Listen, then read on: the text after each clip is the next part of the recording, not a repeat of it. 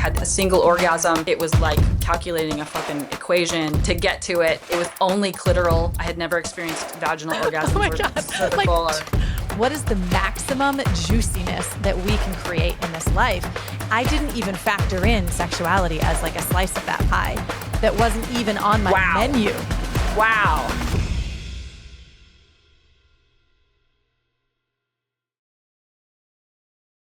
Hello, everyone. Welcome back to Thrive Hive Show. This is your host, Hannah, and I have a dear friend of mine today who has become, in a very short period of time, a close friend. We have connected over a topic that has been incredibly uncomfortable for me in my adulthood. And she is the absolute the mystic, the erotic mystic in this space. She has so much embodiment of this particular topic. And we met not long ago. How long ago was it? Just a few months ago? Just a few months ago. Just a few months ago. And in that time, maybe 3 months.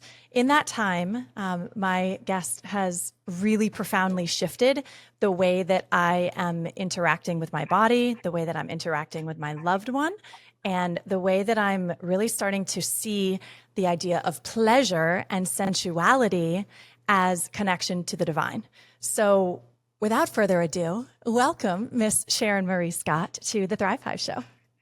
Thank you so much. I'm so excited to have just watched, that the shift that's taken place just since we've met, and your willingness, to go to the places that maybe you weren't willing to go to before. But it's like, I guess it just feels like perfect timing. It does. They say when the teacher is ready, I'm sorry, opposite. They say that when the student is ready, the teacher shall appear. And it absolutely has shown up that way with you entering into my life. And you're just too magical, and you have too much depth and magic, literally, to share with anyone that you come across, particularly women who are looking to reawaken or to deepen within themselves and their connection to the divine, and maybe reawaken their connection to their beloved, which is how you and I began speaking. And so I guess, could we start off by, I know that I won't do you any service if I try to give your bio. I'm going to just butcher it all the different ways. But can you talk to people briefly about your 6-part book series that's coming out, and about this happy to. around the pleasure renaissance that you are creating? And y'all, she is one to watch. I'm telling you, like, Sharon is going to be the next nationally known household name in this topic of pleasure and sensuality and relationship. So we are all so blessed and fortunate to have her here today. Go for it, girl. Tell us what you're up to.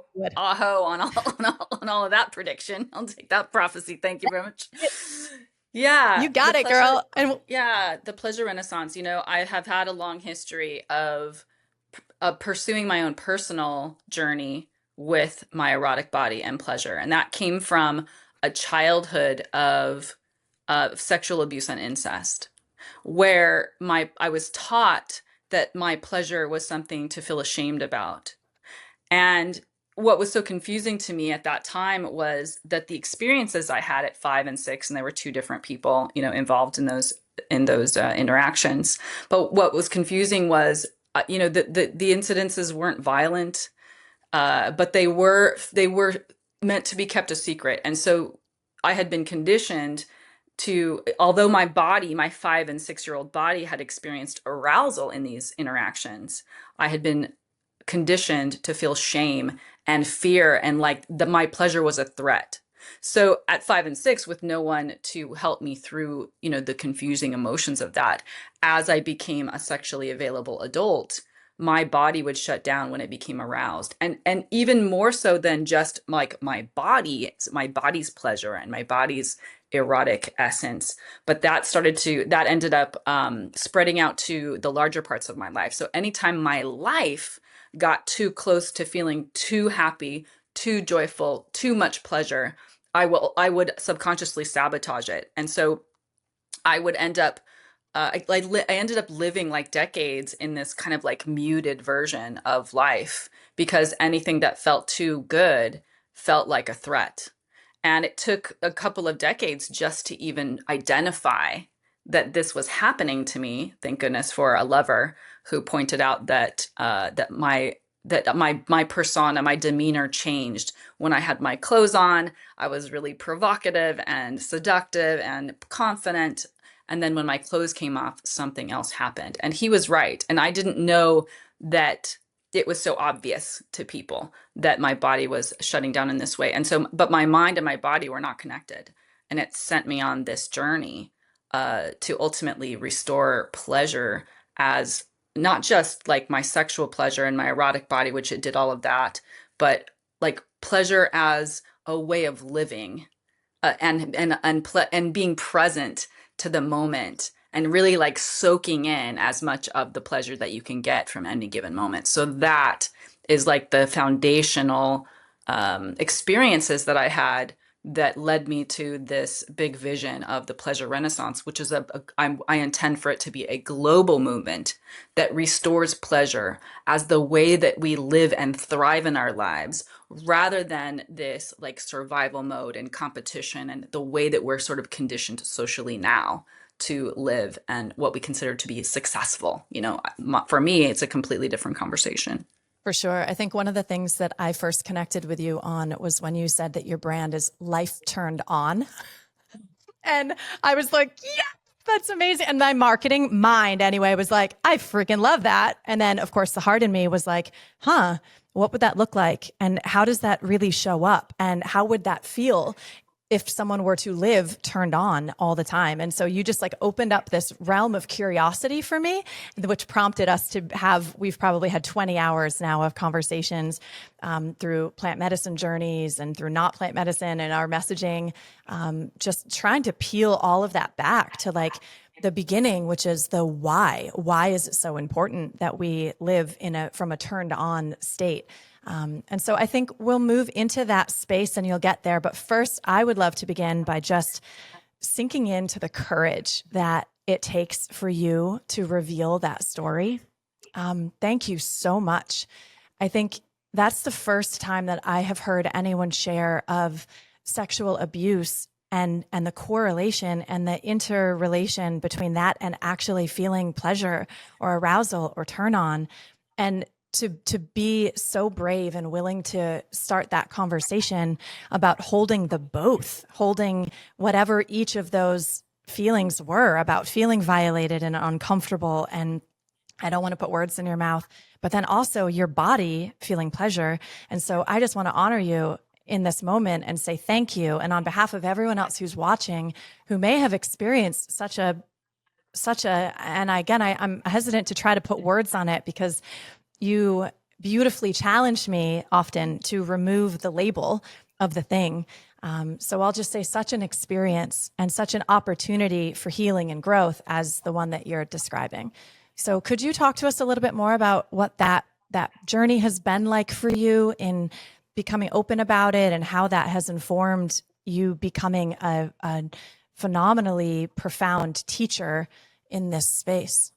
Yeah, I'm so happy to talk about it because it's not something that is commonly spoken about, like the idea that some of us who have this kind of background, and so many of us do, that there might actually be some pleasure for us to experience. And, well-meaning people, even at the stage at which I finally started to share what had happened in my childhood, well-meaning people will say, that's such a terrible thing that happened to you. I'm so sorry that happened to you. And, at the time of that I was revealing it, I wasn't fully prepared to do the healing and release work on it. And so that was that idea that was reinforcing the shame. And so well-meaning people were reinforcing the shame of the pleasure that my body was experiencing by saying that that's so terrible. So I was like, oh, my pleasure is so terrible. I'm so sorry. So I should be really sorry that I was experiencing this pleasure. I mean, and then that's what ultimately rippled out and took over my life, for so many decades. But now that I'm starting to talk about these things out loud, including like I had an incest fetish for quite a long time too, and I hid that for decades until someone in the kink and BDSM community, which I have been a proud steward and educator and leader in, until someone there revealed that she had in fact had, some ancestral experiences with a member of her family. And she didn't, it wasn't like she talked about it proudly, but she didn't talked about it with no shame. And I remember thinking, Mm. I could feel like the empowerment, the possibility of empowerment waiting for me on the other side of me speaking out loud about it. And her post made me brave enough to start talking about my experiences, which I know now have made other people brave enough to start talking about their experiences. And I, of course, it's a very vulnerable and private, even feeling to have. And so as I go to speak more about it, I continue to get scores and scores of people privately messaging me about this thing that they've never been able to say out loud. And I'm really proud of that. And it's so liberating to be able to speak to these things, and because it's a nuanced conversation. When people want to talk about abuse, they don't want to talk about the nuances of this. And my journey to really healing through my experiences of my childhood, because certainly I couldn't consent to what was happening, and in some ways I sought out the interaction because I was in a kind of a touch starved environment and an emotional abuse and neglect environment. But Mm. yeah, I lost my train of thought. Give me 1 second. Yeah, as I started to pick it apart for myself, I really feel proud about giving a voice to, people like me who have these experiences, and reclaiming. That's what it was I was going to talk about. uh, it was this journey of reclaiming her right, so her as in the 5 or 6 year old, her right to pleasure, giving back her ability to say this felt pleasurable and that's okay. And actually I have this book that just released 3 weeks ago called Forbidden Alchemy, which is about transmuting the taboo into medicine. And in the journey of writing the book, I had some lived experiences while I was writing it, where I actually took her on she actually came into my self-pleasure practice one day and wanted to feel what pleasure was like. And so I welcomed that aspect into my self-pleasure practice that day. And I felt like I had healed something. And I thought that was it. I thought I healed her. I've done it. And then like a month later, she came in on a date night that I was having with a partner. And I was like, I don't know how explicit that you were allowed to get on this broadcast, Go but for it. okay, so Bring like, it. I was fully grinding and on top of him, and he's this beautiful kind of hedonist to pleasure, and really it really loves women's pleasure, and he had been inviting me to be fully take my pleasure on, and I had been reluctant to because I was still battling that shame. But in this particular date and this incident after the self-pleasure moment, she came in again and was like, I want to take my pleasure on him. And I was like, bring it, so I let her in, and I let her join me in taking the pleasure. And again, thought I had healed it. I'm like, oh, I must have healed it now, Now I've done it in reflection. But she came back multiple times after that. And the book actually walks you through these several dates I have that were just, beautiful. Of course, the universe is like trying to invite me to that healing and back to that full wholeness. And so the book actually lays out like the journey that happened, where she became fully integrated by the end of the stories that I share in Forbidden Alchemy. Uh, oh, I love that. You invited her to the party. Who would have thunk to invite your 5 and 6 year old to that kind of Right. party, But That's what's so controversial, and that's what I here we want are. to Yeah. battle. Yeah. That's the nuance. Like I get it that what happened was wrong and I couldn't consent to it, but no longer am I willing to let anyone tell her that she has to feel shame for the pleasure she experienced in those interactions. Oh, that just lights up butterflies within me as you say that. Like the activation of removing the programming of shame and not okayness that we have been taught and molded, even by, as you said, well-intentioned people our entire lives. You open up by sharing this and by sharing what you just said, like you're opening up parts of us that have been locked down for decades in shame and self-judgment, and we've taken it on and we've believed them that we have to lock this stuff up. And so thank you deeply for sharing this. And for our audience, I'm just now experiencing the process as almost as you are, almost real time with my new girl Sharon here. And so I'm just sharing this with you guys because I have learned from Sharon how much of us and our potential in our whole lives, like, is shut down when these sensual parts of us are shut down, when anything really about us is defined by our wrongness and our badness and our messaging that we've internalized to play small and to keep it quiet because there's something wrong and broken about it.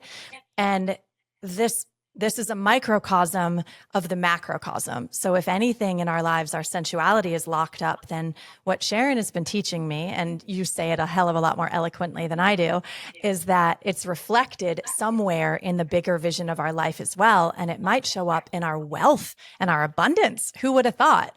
It shows up in how we relate in other relationships. It shows up in activating our dreams and activating our impact and our highest potential in every aspect of our lives. And so that's where the butterflies, I think, are coming from, is the potentiality of that wants to be unleashed within all of us. And so if you're feeling butterflies, audience who's listening, as this is happening, we're here together. And this is a really safe place to feel and explore anything. And I'm sure, Sharon, as you've done this work, like, you've experienced all the emotions in it. You've likely gone through the periods of rage and grief and loss and the giddiness of potential and all of it. Have you not? What would you say to someone who's feeling something in them right now as they're hearing your story? Yeah, the feeling, any kind of discomfort they might be feeling is the invitation to reintegrate a piece that has been fragmented from them. And everyone will experience that differently. But the your arousal energy, like your erotic energy, when you get aroused by something, it doesn't even have to be sexual. You can be aroused by the meal or a dessert you're going to have that you really love, or a person that you want to see. But that actual warm energy that you feel when you're aroused is creation energy. And that's why what you're saying is so true in terms of, like, how you are in relationship with your erotic energy is absolutely how you also are in relationship to your life as a whole. So, like, you're right in that the more sensation you can hold at once, and especially pleasure, the more wealth you can hold, the deeper relationship you can hold, the more success you can hold. And so by not tapping into our erotic bodies, we actually are holding ourselves back from higher levels and higher and expanded levels of consciousness and our wealth. And I believe that pleasure is a technology in this way, in that I think that we all kind of feel like there's a particular purpose we have in life. There's a message we have, or a story we have to share for people that come behind us. And how do we ever know that we're on the path to that dharma, or the path to that inevitable, story that we have to leave behind? And I think pleasure is the answer to that question. So that if we ever have a choice between two or more things, and we choose the one that brings us the most pleasure, which I define as the one that makes us feel the most alive, I believe that that's it. That's really the secret. Continue to choose your pleasure and your aliveness, and it will continue to raise your consciousness. You will discover your dharma, and you will call in your highest timeline. I really believe it, because I am the model. I'm embodying and living it, and I'm finding it unlocking, literally every day, all the time. That's amazing. And how contrarian to especially those of us that were brought up within tradition and religious backgrounds, where the pleasure is to be locked down. We're kind of taught that our greatest success in life is going to come from discipline and hard work and persistence and grit and hustle and all of these other things. And so when you enter the realm and say, whoa, no, you got it all wrong, it's actually pleasure that's the key to unlocking that. Like, I sit up and listen, because you also are a person who has fruit on the tree. You've had very successful businesses. You've had very successful long-term relationships. You've been a parent successfully. Like, you have lived these chapters of our lives that most people aspire to achieve success in each of these categories. And it's one thing to hear that idea that pleasure is the activation portal from someone who maybe is, I'm just going to call it like it is, who's like the floating hippie, someone who's like, I believe in free love and, participates in these really unique out there, lifestyles, I guess. But what about for those of us that are a little bit more in the middle? Like we want, we're not 100% conservative, but we're not 100% wild free hippie. We want somewhere in the middle.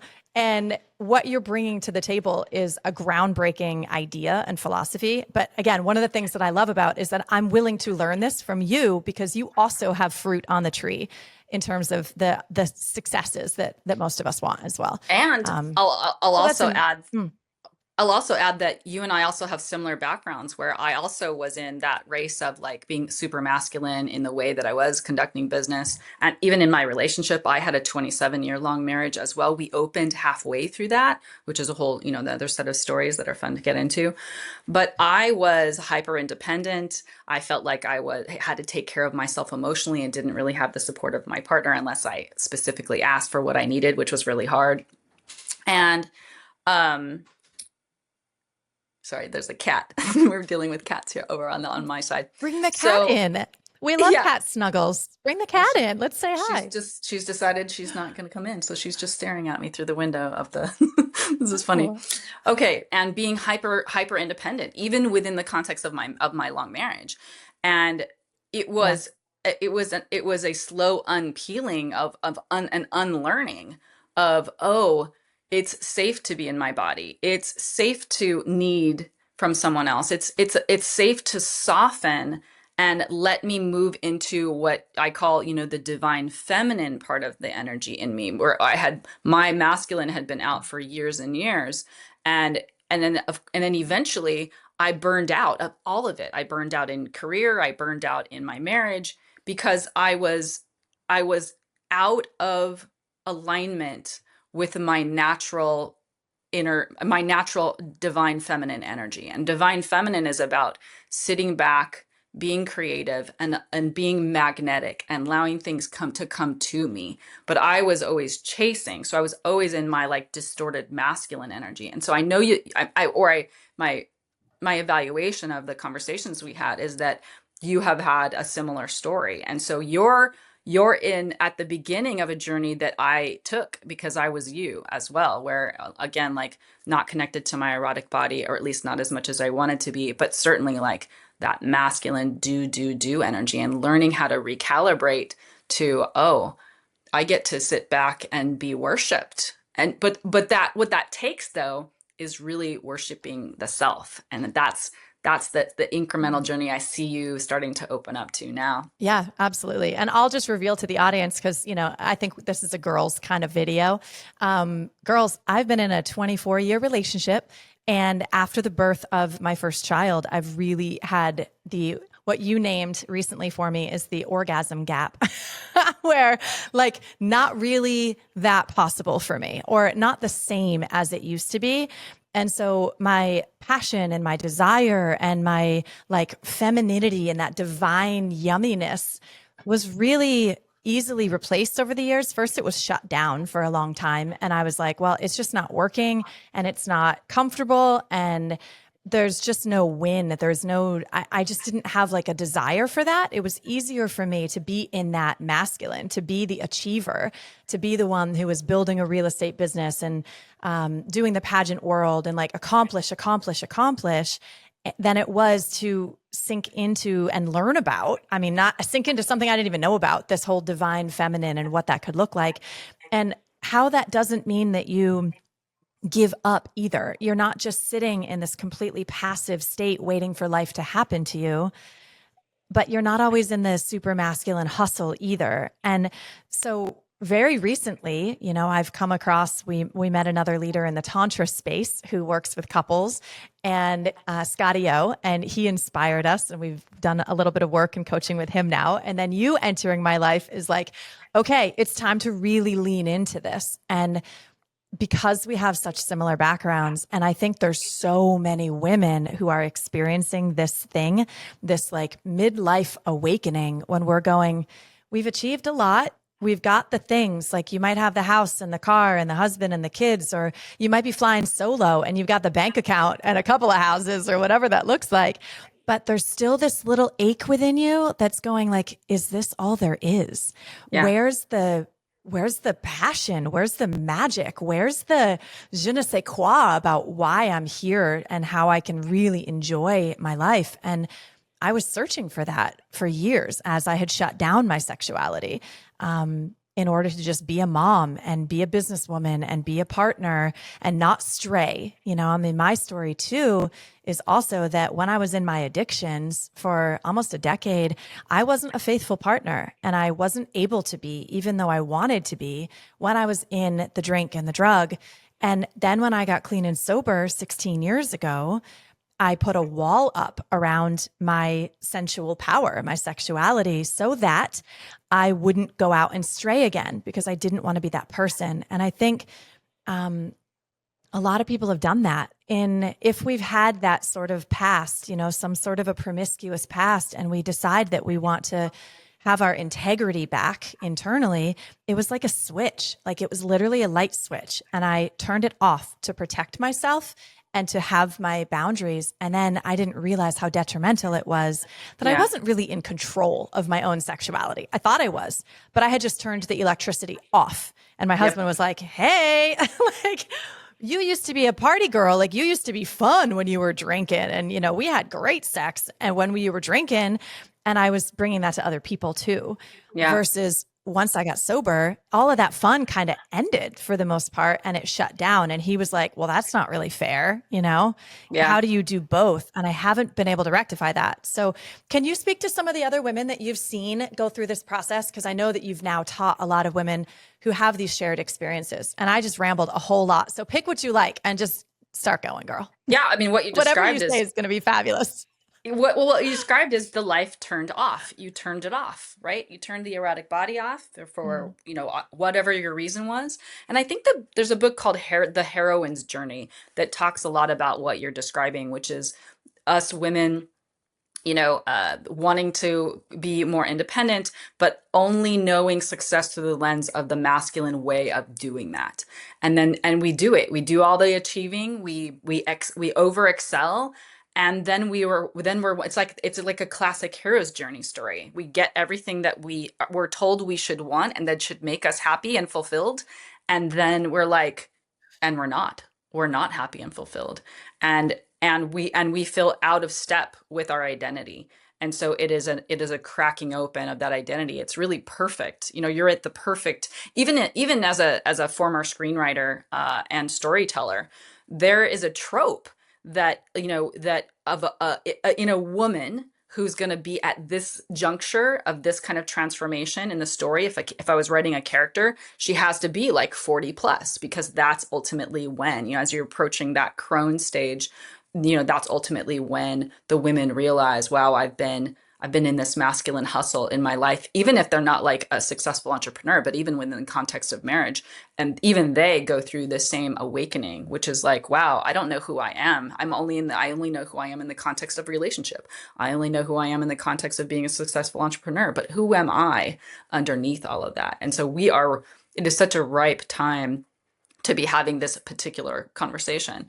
And with regards to like how you kind of crack open the journey, you know, for me, it has always been about turning inward. I'll tell you about this 3-month period. This was before my spiritual awakening, but I had taken a sabbatical. I had been at that juncture where I was like, something needs to change. And so I took a sabbatical from my video game work at that time to heal the traumas of that childhood.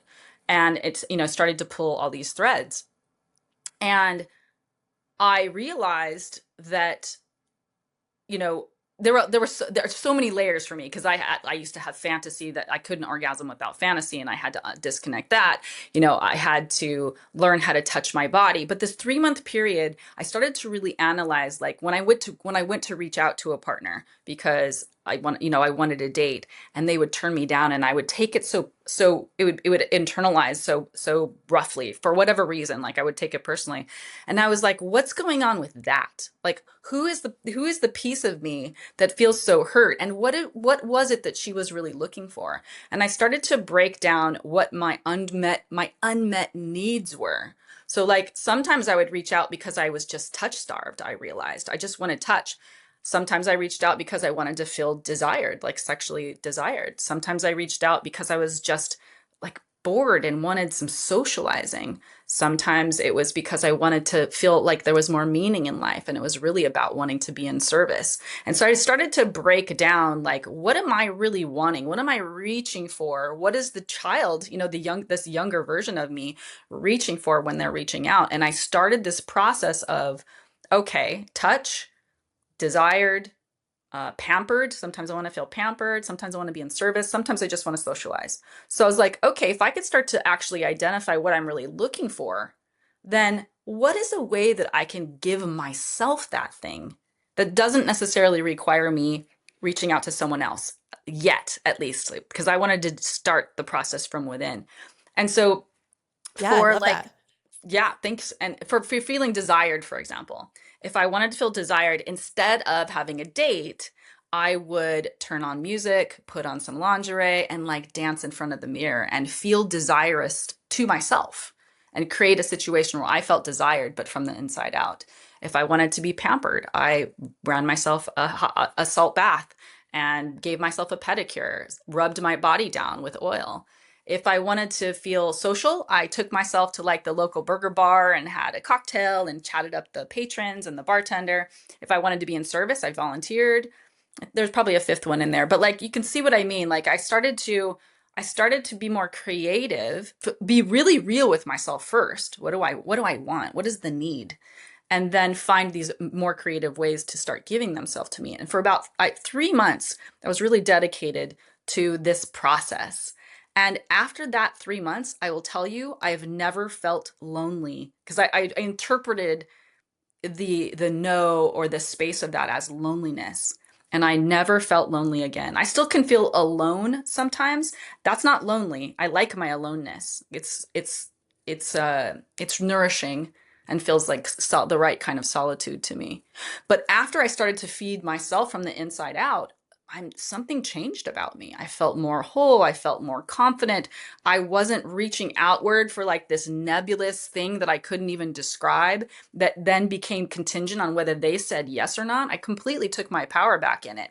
And once it was like a natural process to me, then I was like, now I think I can start asking other people to help me and support me in this same journey. And so if I needed touch now, I would reach out to a friend and say, "Can we have a cuddle date?" And like I had these regular cuddle dates with non-sexual friends, and we would watch movies together or a TV show together and simply cuddle when I or both of us needed touch. If the desire thing, like I could be really clear when I reached out to a partner and say, "Hey, I'm really feeling like I want to feel desired tonight. Are you open to filling that space for me and making me feel desired?" And so my asks got better. And I feel like my partners were responding better to them because I was being so transparent and like vulnerable and saying, here's where I'm really looking for you to meet me. And if you can't, that's okay because now I can feed it from the inside out, right? I don't need them. But what a beautiful treat it was when I could ask and they were a yes. And they were so much more enthusiastic about how to meet me and how to show up for me, right? And it didn't even always have to be a man. It's still a masculine role. So even the women that I was dating could show up for me in that masculine way and hold that space and feed that energy that I was asking. So really, really, a really incredible process to go through that I get to share with other women now. Yeah, that's so massive. It's so massive. Like if we ended this entire conversation right here, right now, and that was someone's takeaway to start practicing that alone, how transformative would that be in their lives, you know? Yeah. And as I've heard you do that, and I hear you have these conversations, like as a girlfriend now to be like, oh, I'm going to go visit a friend or I'm going to go visit a lover. And I'm asking for specifically this tonight. Or this afternoon. I want a date that's a picnic at the park with cuddle only. Like your level of clarity on what you want surpasses anyone that I've ever met. And it is so inspiring because what you're doing, and you touched on it, is you're informing the other person. Like you're handing to them on a silver platter how they can meet your not just need, which is like base level, but also your greatest desire and your greatest pleasure. And then Yeah. that gives them so much pleasure compared to not knowing and the ambiguity of wondering, like, well, we'll just see what happens. And, you may end up being like moved into a sex time that you weren't excited about, because if you weren't clear, this isn't you. I mean, other people who are listening who don't know this clarity about themselves. Yeah. That can happen to us in the dating world. And even in long-term relationships, if I'm not clear, which I never have been until meeting you and starting to do this work and starting to work in the Tantra, the like really intentional Tantra community, and learning, what do I want right now? I didn't have a vocabulary for it until 6 months ago. And you even saying like those 5 different identifiers would be really transformative in a woman's life who's listening to this. So thank you so much for sharing. Is there anything else on that note that if you were going to give someone like a takeaway of what they could actionably put into action from that, what would it be? Is there anything other than what you've already said, or does that There pretty is. much There's than a what they really need? great key. Okay. I'm glad you asked because, you know, I have goddess nights with myself. I have at least once a week, I have a goddess night with myself. So I have a date with myself where I shower and cleanse my body. I anoint it with beautiful oils so I smell like rose or something. I cook or go out to a favorite meal for myself that I treat myself to. And then I come home and I pamper myself and worship myself. But the but and there's usually self-touch and dancing and stripping in front of the mirror or something like that, something that really makes me feel sexy to myself. But more importantly than like any of those things, even any of the techniques that I mentioned that I do to make myself feel all those things, because a lot of people will say, wow, I spend this much time doing self-care. I get the pedicures, I get the massages, but I still don't feel recharged or nourished. And that's because they're not bringing a certain level of presence when they're doing those things. Like I feel self-worship when I am being fully present with my cup of tea. I feel like I'm worshiping myself when I've decided like I don't drink out of a can or a bottle anymore. I will always pour it into a beautiful goblet or something that makes me feel self-cherishing. And so self-worship is less, and even self-care is less about like these tasks. Again, that's the do masculine kind of point of view, but it's how am I inhabiting the moment while I am turning on the heater, or how am I inhabiting the moment when I make my breakfast, and then when I eat my breakfast and I present it to myself. Like that's the secret, right? It's not, again, people want that list of like, here's the techniques, do this and you'll be happy. And that's not the point. The point is, how are you showing up for those things? And how are Yeah, you it's so good. receiving from yourself?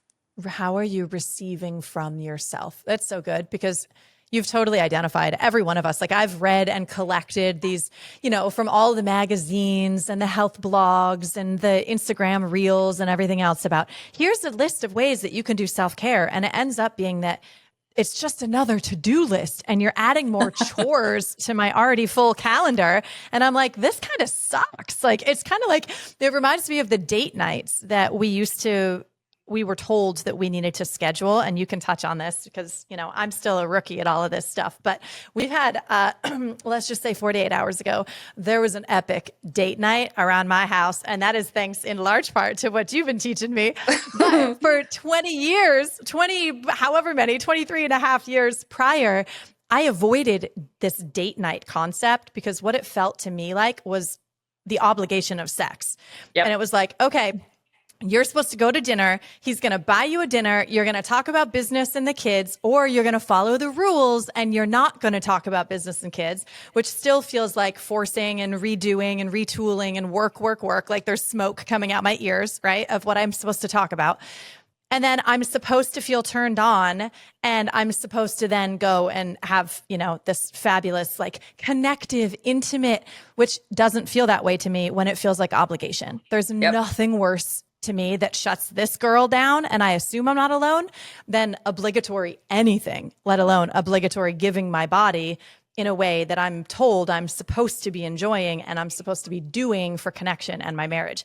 I fucking hated it. I hated it so much that I finally just said no to date nights. If it's spontaneous and if it happens, that's fun. But this is the opposite of that. This is Yeah, that you because that doing a has an thing aliveness. That has that an feels good. aliveness energy, what you're talking about. Yeah. Yeah, Yeah. I So have what I would you have say to like that's counter to the date night thing? yeah, I had a period in my marriage where I had the same thing. And because I was still dealing with that early childhood trauma, I didn't know how to fully language, what I was experiencing. But it got bad enough, and maybe you can relate, it got bad enough that it was like, at first it was like I liked kissing my husband, but then it's like it would get to a place where I knew that now he's going to be inviting me to sex, right? And I started, my body would respond, my nervous system would respond in this way that was contracting and tightening. So it got so bad that even then, him just starting to kiss me then was starting to give me that contraction reaction. And again, so again, peeling the Same. threads of that Hmm. away, I finally went to him and said, here's what's happening for me. What's happening is, even now, like, I don't want you to think that I don't desire you or that I don't want to kiss you. I love all these things, but here's what's happening in my nervous system. And what I realize is I'm now associating you coming to me just for a kiss as you wanting sex, and that I have to somehow oblige that desire. And so we did Wednesday date nights, but no PIV, no penis and vagina. The What? rules were we could do anything else. We just couldn't put penis in vagina. And I and love it. yeah, and it was PIV. amazing. It was amazing. And so, like, so every Wednesday we got to play right up to this edge. And it took all of the pressure off me. My nervous system was fully relaxed. And honestly, it only probably took 2 Wednesdays, that maybe by the third time the Wednesday came around, I was like, we can throw the rule out, because I was being fed so much by the teasing and the making out and the building of arousal and the safety of not having the obligation, and my spouse at that time showing up for me in a way saying, of course you're not obligated, let's say it out loud, let's make it a thing. And it just honestly, so again, like, I just stumbled into this really big release and healing and reintegration of a piece of myself, just through this experimentation and talking to my partner out loud and having us come up with a creative solution together and then executing it. And it, again, like, I was so aroused and hot, not long after these dates began, that the rule just went away, and it no longer became a thing. Like, literally, the one who kept panicking was reintegrated energetically. That's awesome. Would you say to couples who are experiencing that, would you say that this is a conversation that they should attempt to have on their own, as you did? Or would you recommend that they do what we did as we're working, with a relationship, sex, whatever we call them, coaching by both Scotty O and now by you? Would you recommend that people have that conversation on their own with their spouse? By people, I mean women, or try to get some pro help to navigate the process? Could it get worse rather than I better? I think it depends on your level of, like, emotional literacy, right? How much Hmm. do you take responsibility for your, I'm really big on sovereignty, which is being fully self-governing. So I take 100% responsibility of my emotional experience. So I know when, so I had at that time, I had not as much language as I have now, but I could still talk about, like, he knew about my childhood sexual abuse and incest history. And I'm sure he could feel, like, he was attuned enough to me to feel the contraction that was happening in my body.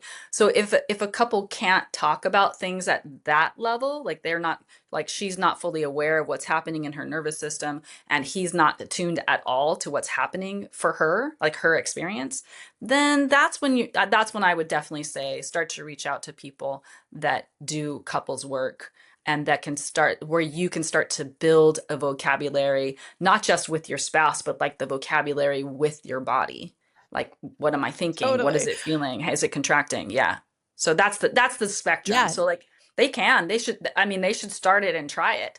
And also, I'll just say this too, like, walk the path and be out loud that you're going to make mistakes, that somebody's going to say something that hurts the other person, that sometimes you're going to be pressing at the edge of the boundaries on purpose, because holding yourself at the edge without collapsing is how the healing and release actually works, and you expand. But in the meantime, you're going to poke at that boundary, and you're going to probably not know you've hit a boundary until you've crossed it. And so you have to be open to the conversation. This happens in kink and BDSM all the time. We have these conversations before the scenes take place to say, hey, what do we do if an edge gets tweaked, or if I get triggered by something? So we talk about what to expect with each other as much as we can, and then how to respond if something kind of gets turned over. And what people don't realize is that, like, if I had gone into another date with that was that without the structure of no PIV, what I think people don't realize is they, like what you're talking about in terms of contracting and how the date nights were not going well, part of the piece of you that is showing up is whatever the traumatized past is. So you're not showing up to that date night as the full woman of the age you were at dinner. When your body is contracting or something else is happening, Gabor Mate talks about trauma in the wisdom of trauma, the definition of that being when we respond to a present moment as if it were the past.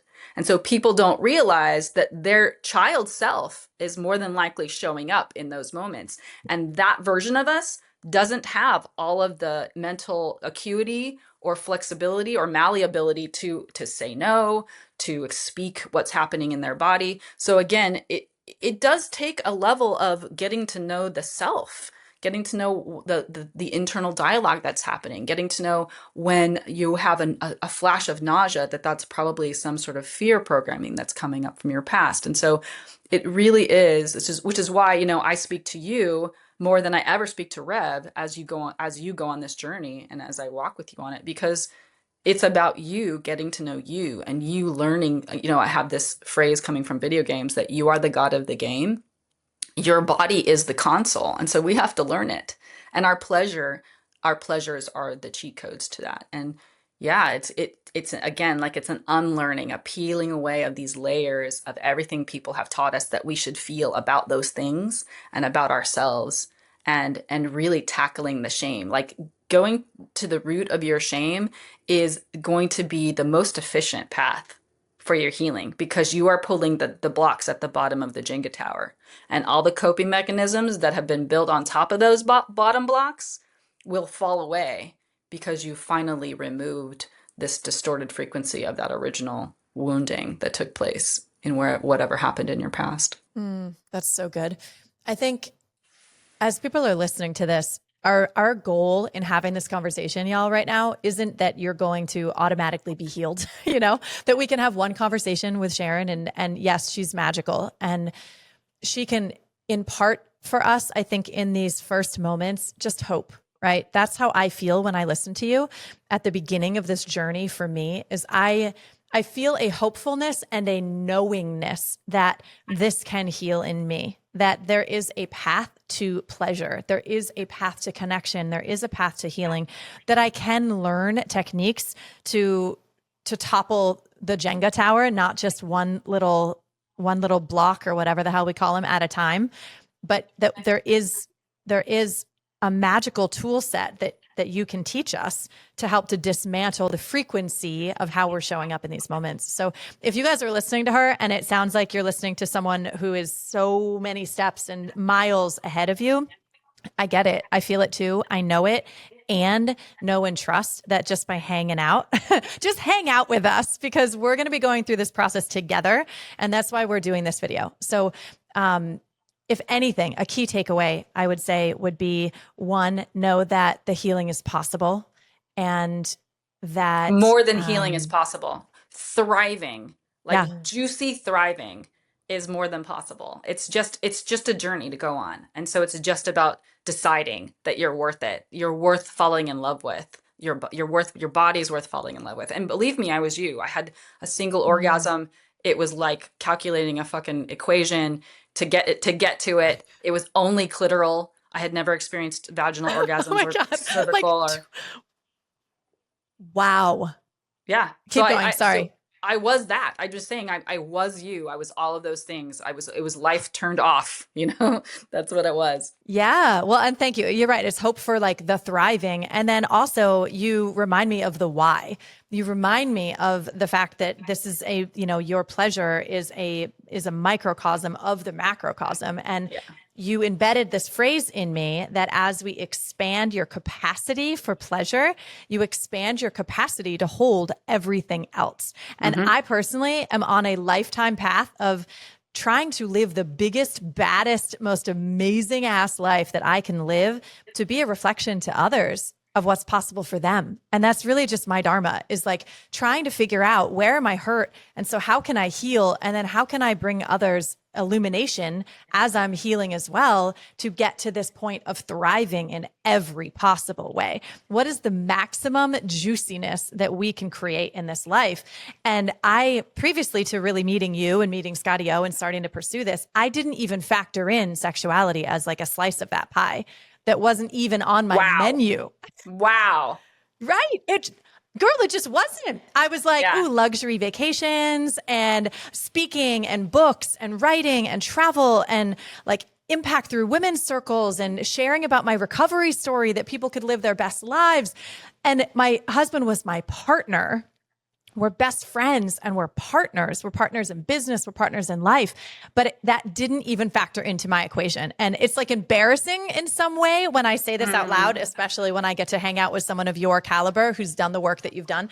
But that's just my truth. And I know that I'm not alone in it. So No. I'm bringing it to the table so that we Yeah. can help other women who are also in the place of like, why the fuck would I bother? Why would I bother to have all these awkward communications with my partner and start to even acknowledge like how many women are faking orgasms, right? Or how many women are avoiding sex altogether with their beloved because it doesn't work. They're not orgasming. And so they fake it or they avoid it. And I was in the avoidance category. And so all of this really at the beginning, and y'all, we're going to have more conversations. Like Sharon and I can sit and talk for 8 hours about all of this. Like we can just go on and on. There is an endless supply of topics of conversation and rabbit holes that we are willing to dig down into the juiciest, naughtiest, most delicious parts of, right? So, but in this first introductory space, I think that's really what I'm hoping that viewers are going to get is the why, is that life turned on is really the goal and that you can't just shut down your sensuality and expect the rest of your life to be turned on. And it's weird to hear that come out of my own mouth, honestly, after like 16 years of being shut down in that way. But you're totally Huge. activating it. And for anyone else listening, yeah. Yeah. Your vulnerability is going to be the difference in other women walking, like stepping on the path for themselves. Like you just being like, we're going to walk it together, you know, and you're sharing so transparently. It takes such courage to do that.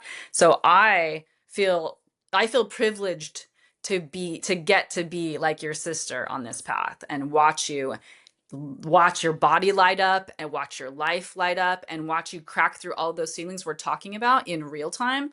I mean, how exciting is that for everybody listening, and certainly for me walking beside you. Oh, well, thank you. We're matched in courage. We have courage in different ways, right? Like you started off with this insanely courageous statement and the process and your willingness to share that story.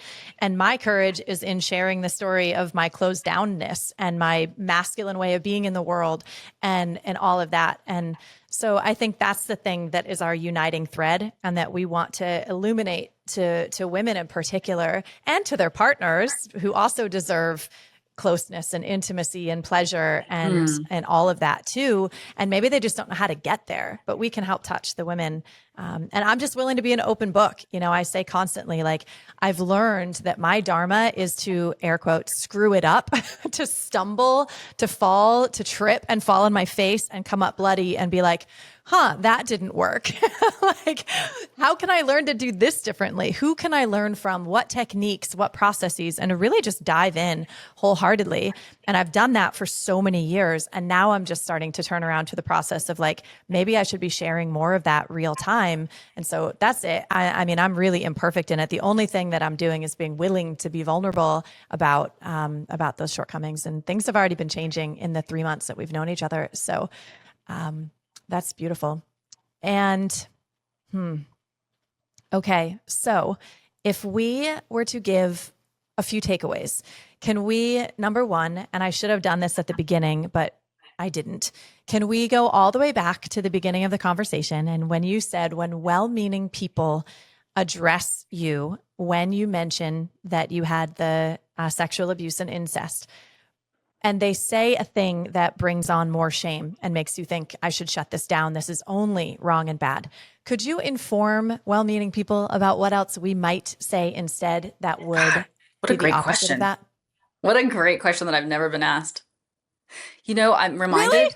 Yeah, I love it. That makes And me so happy. I'm reminded of the moment that I had to call my father to tell him that I was pregnant for the first time. I was young. I was only 20 when I got pregnant. And my father and I had been estranged. And and who would become my husband was only 19 when we got pregnant.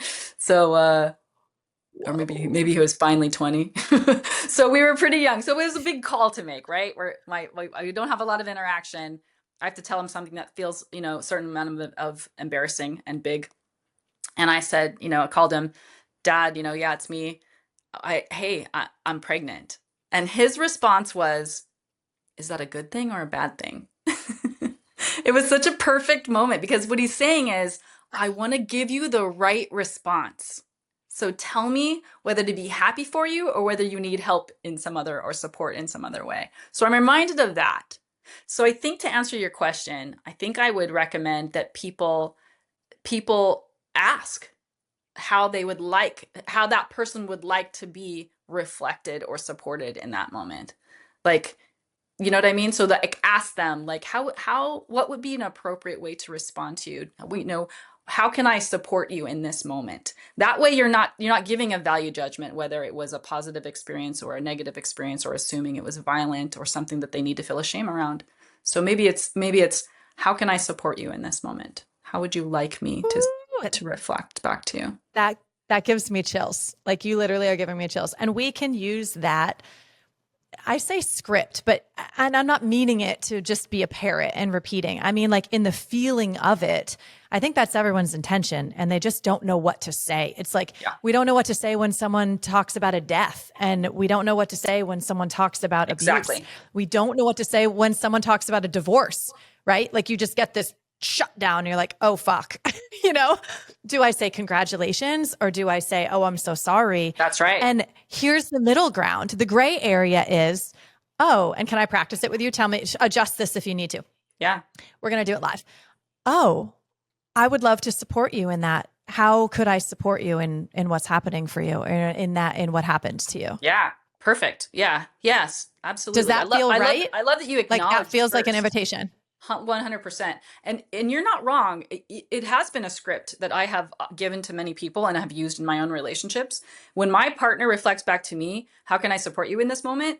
I know he's telling me, or they're telling me something that I've asked them to say to me because they don't know themselves.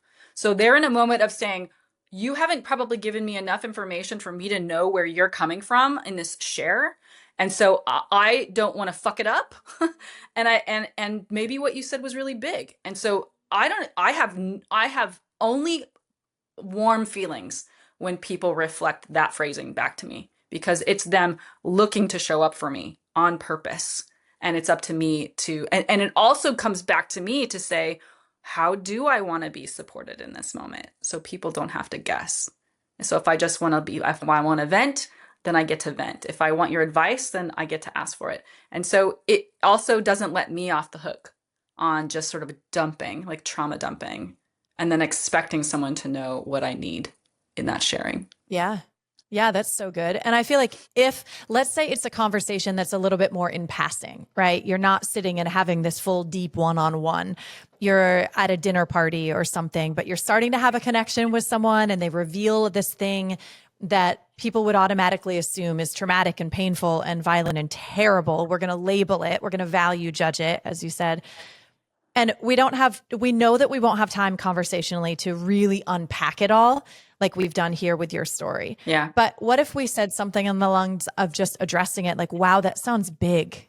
Yeah. That sounds important to you. Big. I Something love that. along those lines. Yes. Big. I used to That's say, what's coming up for me. yeah, I used to say How does that that feel? sounds hard. I used to say that sounds hard, which is really helpful for a lot of people. Yes. But I actually like your language better. Big has less of a value judgment on it. That sounds big. I want you to know I'm And it's witnessing sort you. of, yeah, it's like a witness and it's an invitation to go there because what it's saying is, I'm not a person who's going to slap value judgments all over the place. So you're safe to drop this in my lap and I'm going to hear you and witness you and hold this shit with you without telling you how you're supposed to feel about it.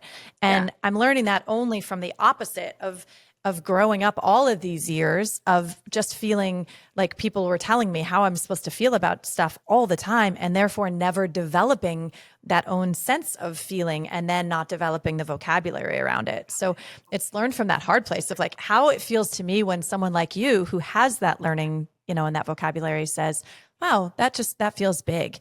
I know I can step safely into your realm and you're going to allow me to begin to hear me in that story, which for you was the interplay of the wrongness and the pleasure Right. and allowing that to come to light. So I feel thank so you for lit up. giving that script. That's I feel so lit up that you gave me the script. You gave a better script than I did. So I feel really lit up by the tip that you just dropped in well, my we lap. we do this together. This is the fun of Yes. our conversations, and I'm just glad we finally get to do it in a way that we're sharing it with other people, Yeah.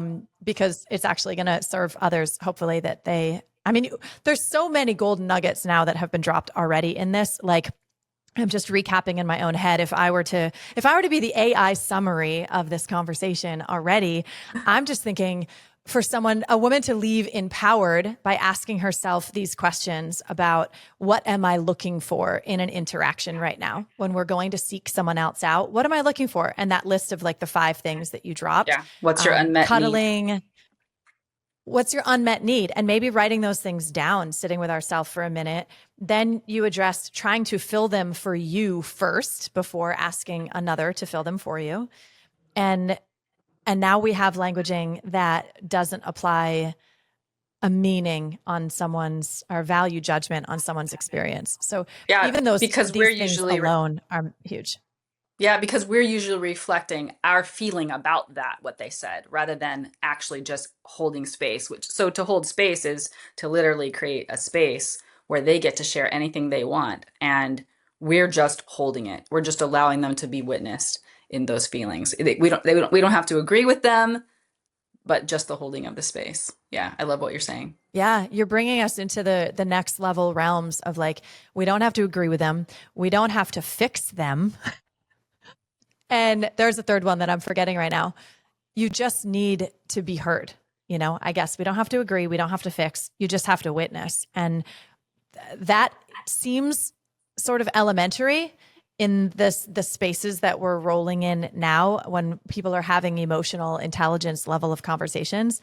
But that flipped on its head for me because my entire life, like I had my very first conversation, I'll just reveal this on that topic.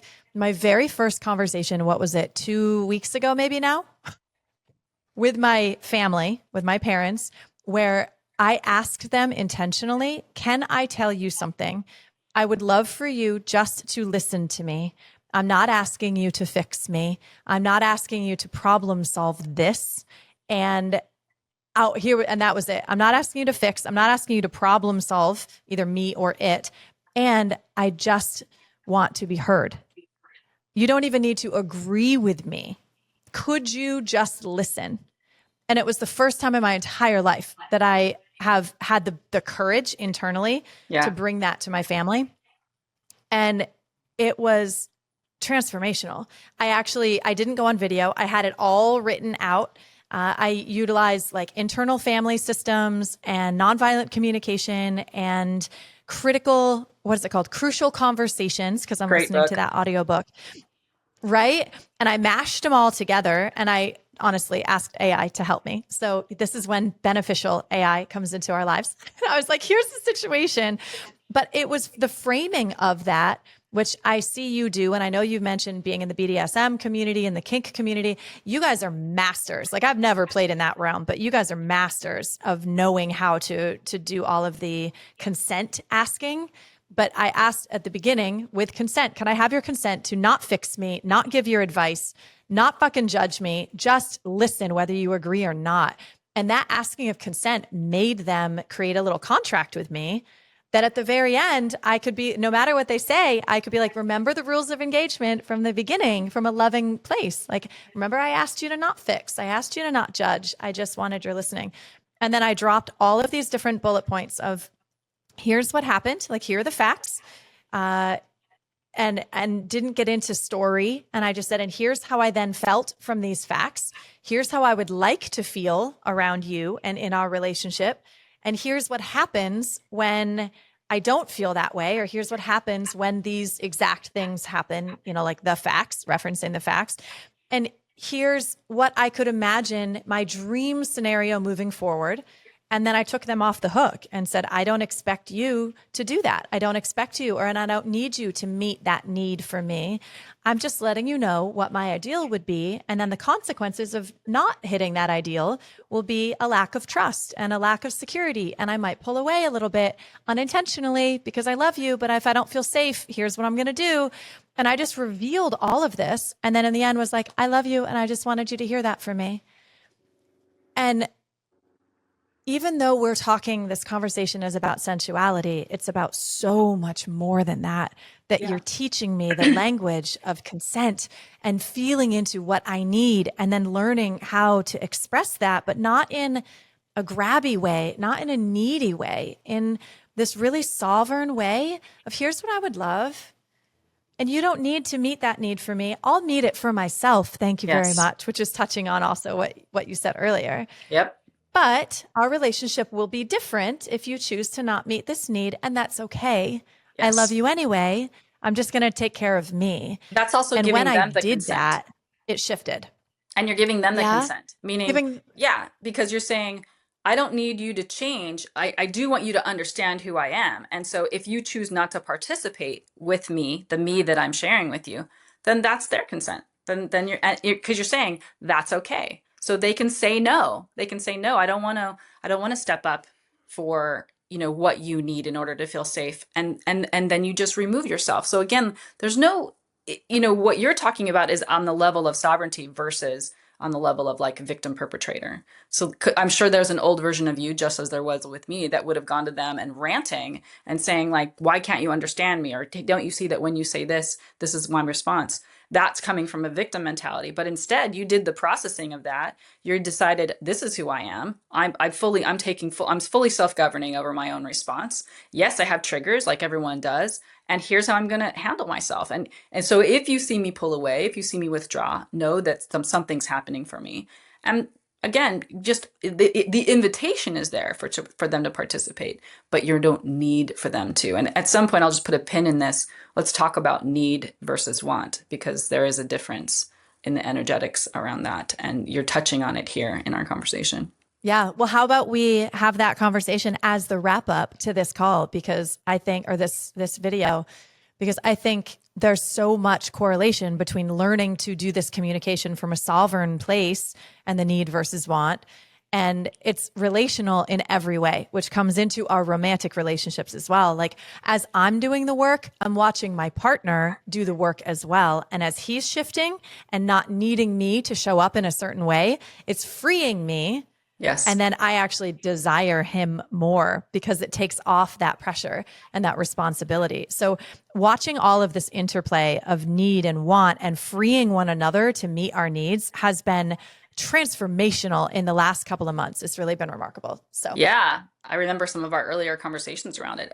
And Forbidden Alchemy has a lot of this theme in it throughout the book. It's really about the journey from, like, in the context of my past, my sexual abuse and incest, the confusion around that and my lack of ability to feel fully expressed in that pleasure created a need, right? It created a wounding, which creates the need, or it created a fear, which created a wound, which created a need. And so once we start to ask ourselves, so it does go through a process. You don't jump right to, oh, never mind, I don't need anything, I just want things now. There's a process of meeting the younger self and saying, what is it that you didn't get that you need? And then getting that fed, feeding it from the inside out, and also with other people once you get to a certain stage. But what happens, and this is in the context of when I was a submissive, I came into the kink community as a natural submissive, wanting to be in service, wanting to be, under someone else's authority because of the lack of attention and touch and stuff that I got as a child. And so it was now that I really look at it, it's so easy to mark. It's like, oh, I wanted to be in service. I wanted to have their undivided attention. I wanted to feel prioritized. I wanted to feel desired. I wanted to be able to kneel at their feet and put my head on their lap and have their hand on my head. And that's a very little girl daddy need, that was being expressed. And then over time, especially because I was so consciously and intentionally, sovereignly engaged in the interactions.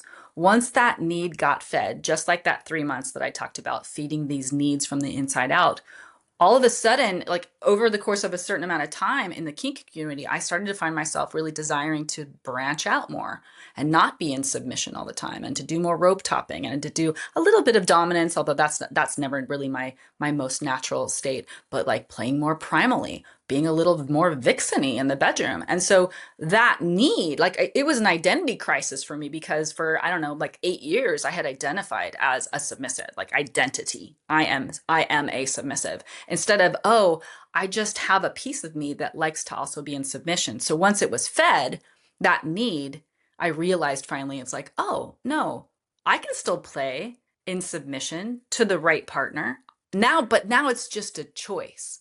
So from the fear, the need, the shame, to desire and choice, and just, that sovereignty is like the journey of forbidden alchemy, to go from the wounding to complete sovereignty after that, because you've fed the need from the inside out. And so you're no longer, you can't have pleasure when you are experiencing a relief of suffering or an absence of suffering. That's not the same as pleasure.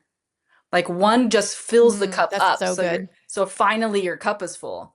Pleasure is the geyser overflow, of the cup that's just ebulliently gushing in juicy overflow. That's pleasure. So people think of like an absence of pain as pleasure. And again, it keeps them in this like hamster loop of this shadow work and kind of never really getting anywhere, because they think of just, oh, finally I feel safe as pleasure, and it's not. What? Thank you again for the drop of aspiration, for myself and for everyone listening. So can you tell us how people can get your book? How can those who want more of you, which of course they want more of you, but until all of the rest of our amazing videos drop, how else can they enter the universe of you? Sure. Thank you for asking. Forbidden Alchemy, Transmuting Taboo into Erotic Medicine is available at all bookstores and libraries.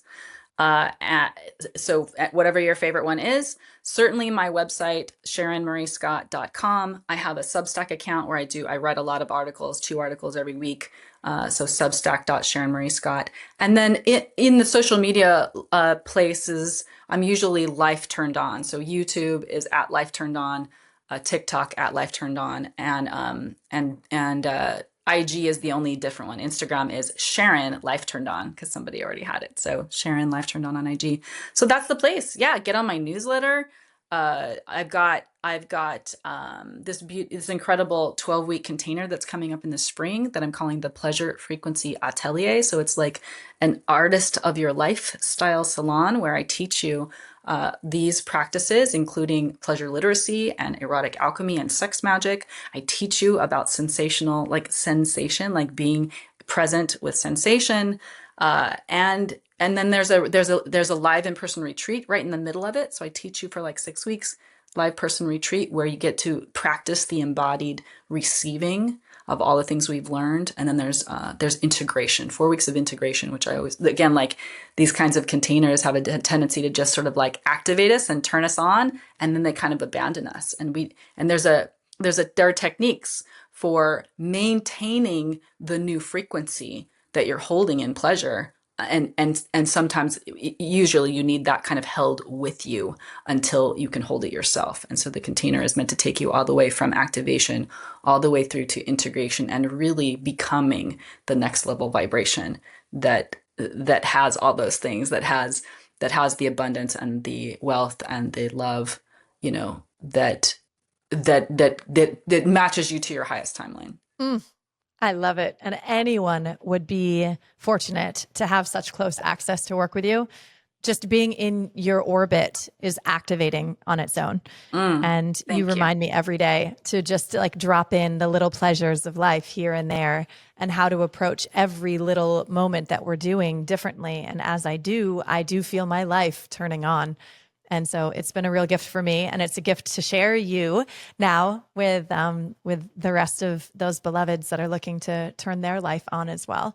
So I will drop all of those links. And then if people would love to, I invite you to drop in the comments what topic you would like to hear next as Sharon Marie and I go deep, pun Yeah. intended. Yeah. Mhm. There's so much more Yeah. conversation to In have. all of, yeah, we're going to go deep in any and all topics surrounding this glorious potential of living a life turned on and of the pleasure renaissance that you are spearheading in this nation that will become a global movement for sure.